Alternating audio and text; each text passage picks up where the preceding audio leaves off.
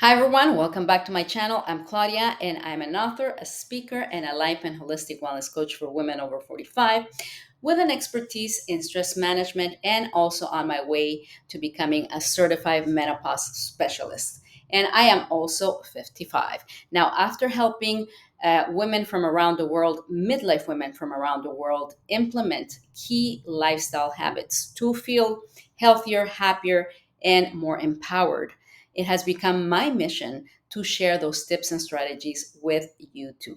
And today we are going to talk about the benefits of zone 2 cardio and especially walking when it comes to fat loss and also general well being in menopause and beyond. But before we begin, I want to talk to you a little bit about my wellness journey. And if you have been following me on social media, you may know that I started my wellness journey at 41 years old, completely from scratch. At the time, I was suffering from caregiver burnout, depression, and PTSD after having abandoned my law career to take care of my son who had been recently diagnosed with autism. And I became his full time caregiver for several years. And I not only lost my physical, mental, and emotional health, but I also lost my identity. And I needed an outlet to reclaim my life. And that outlet, appeared by accident. And it was when my son was gifted a guide dog. And I started taking this dog out for walks. Initially, it was 10-minute walks, and then 15-minute walks, 20-minute walks. Eventually, I started to jog, and I fell in love with with walking and jogging. And this was the beginning of my wellness journey. I completely transformed my life, and I went from being overweight, unhealthy, and not having exercise for more than 20 years to running 23 marathons, including the six biggest marathons in the world. I also trained for triathlons and I competed in a 70.3 Ironman. And, at the time that I started my wellness journey, I was already in perimenopause and I did manage to lose weight and to keep it stable, not only because I was making sure that I was eating right and that I was also, recovering from my workouts right, but also because I was training like a madwoman. I was running sometimes six, seven times a week. I was also swimming and cycling. I was going for 2 to 3 hour long runs on the weekends. I had also a leg strength training routine. So I was training a lot. I was training, I was exercising a lot. So, it was natural that I kept my weight stable. Then in 2020, a major life event happened that made training for long distance events unsustainable for me. And that was my husband and I separated and later divorced. And then I had to juggle writing books with being a speaker, coaching clients, and being a single mom and sole caregiver to my severely autistic son, Nico. So I could no longer go for 3 hour long runs on weekends. So I started to scale down on my training. I was still running, instead of 7 times, I was running 4 times. Uh, and then I think it was about 8 months or 10 months after, another life event happened. I had surgery on my left thigh to remove a tumor. Thankfully, the tumor was benign, but a big chunk of my left quadriceps was removed. And then I had to stop running and strength training altogether, for to wait for the incision to heal. And I panicked. I panicked because I was so used to training and working out every day. And I was scared to gain weight. And you see, my mom, she had started gaining weight in menopause. And when she went on a roller coaster of yo yo dieting, and, eventually she became morbidly obese. She had two knee operations and she could not exercise and she did not have a good quality of life. Eventually, she passed away on her sleep from a massive heart attack at 75. Now, Since I was already in my 50s, I was scared of the same fate. And I resorted to what I would do in my 20s, which was reducing my calories. Since I had stopped exercising due to the surgery, I said, I'm going to reduce my calories. Now, when my incision healed and it was time to get back to exercising, for some reason, I was terrified to resume my strength training regime because I feared that the tumor would regrow. And I would back to running. I was running 4 times a week while I kept my calories restricted. Now, little did I know that my new regimen of eating less, running a lot, and zero strength training was a recipe for disaster, especially in my 50s. That, coupled with the increase in stress due to my new single mom and sole caregiving roles, played havoc on my hormones, and my weight started to creep up. Even though I was eating less and I was still running a lot, I knew that something was happening that I could not explain. And, I was already, as I said, I was already in postmenopause. So I started to do my own research. And I started reading books. And after reading books from leading menopause specialists, and I started following them on social media, and I realized that at our age, it was no longer about calories in and calories out, but it was rather about the hormones.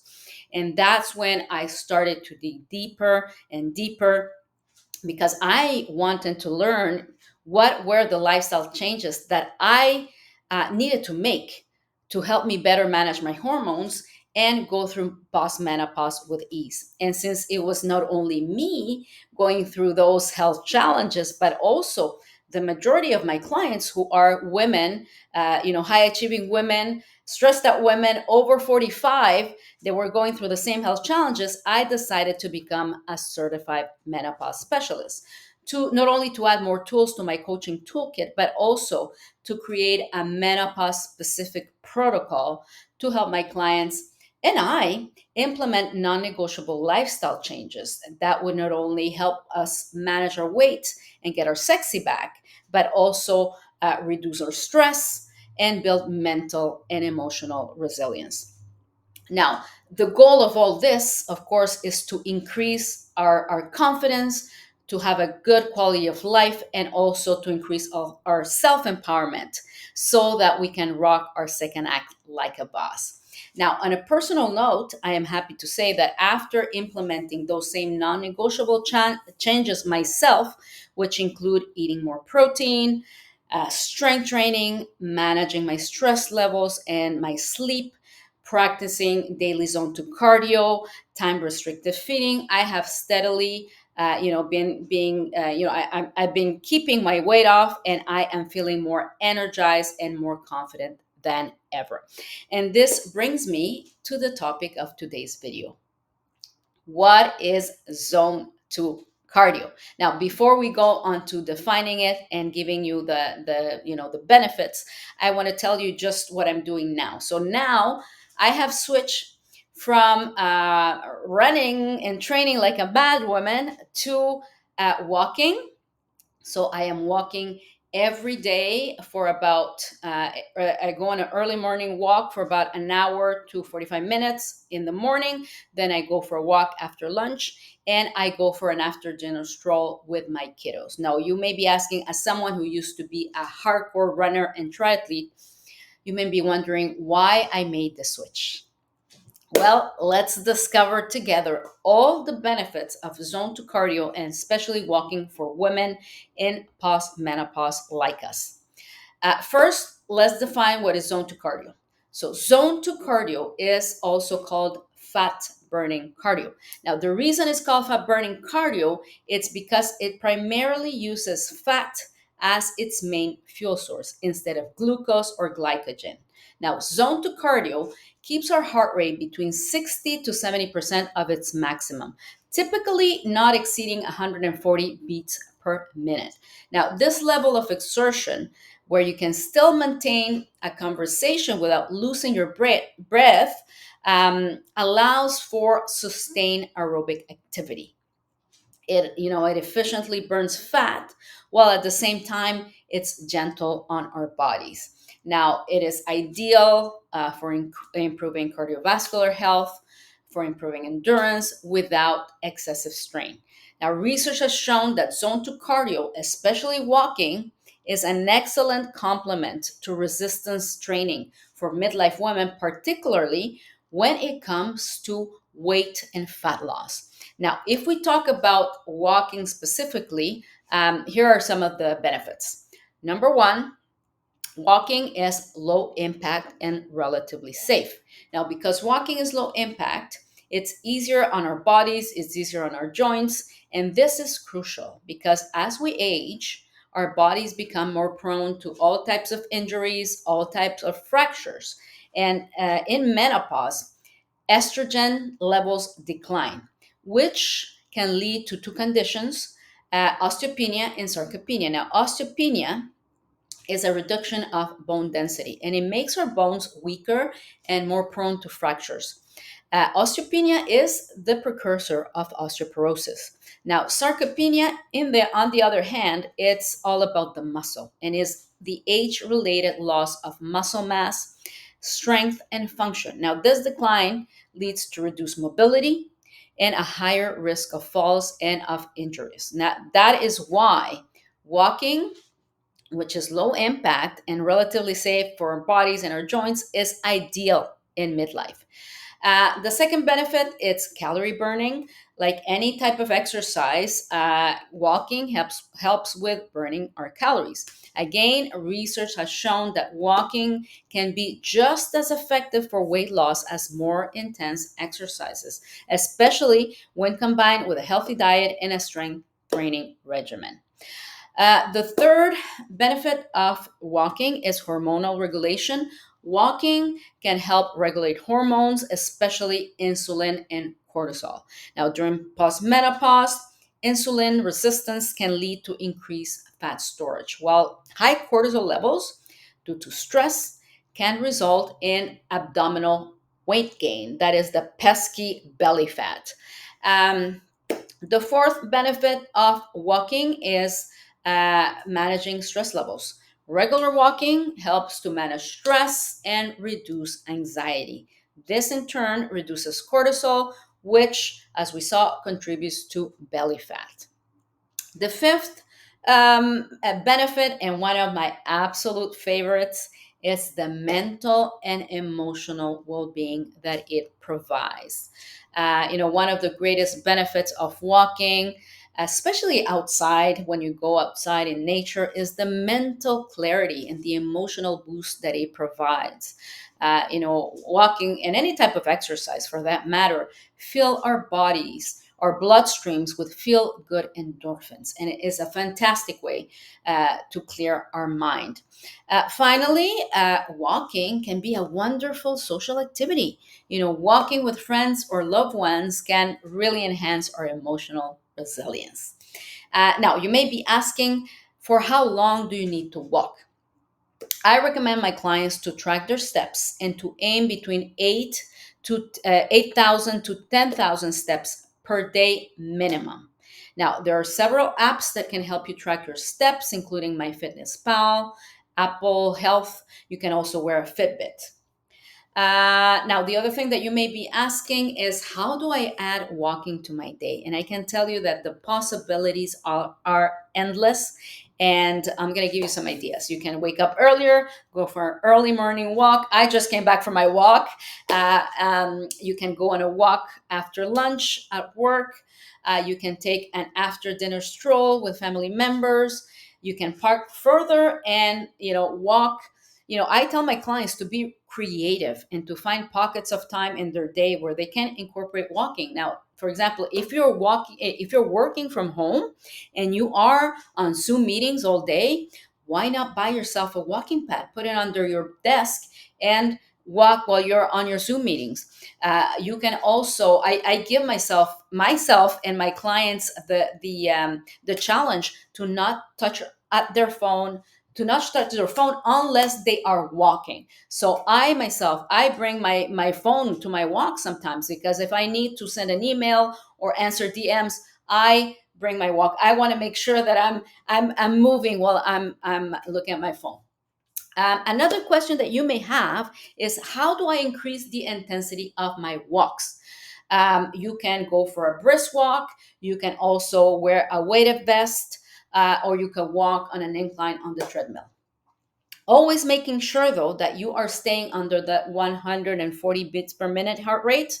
Now, it is important to note that although we're focusing on walking, gentle swimming, informal cycling, hiking, dancing to your favorite songs with your kids, all of these are activities that are low intensity and that can keep us in that beneficial zone to cardio range. I myself, I have started a gentle swimming. I have started cycling as well. And these are fantastic complements to walking because they provide variety and also they ensure that all muscle groups are engaged.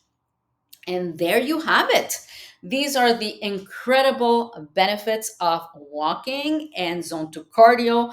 And this is why, zone 2 cardio has become non negotiable for my clients and I. On a final note, I want to remind you that in post-menopause, there are two type of exercises that need to be practiced in order to improve our quality of life now, but also in the future.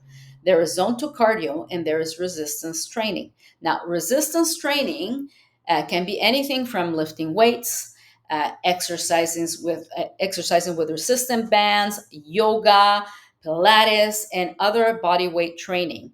And it is absolutely essential that you incorporate strength training as it builds muscle mass and it prevents sarcopenia.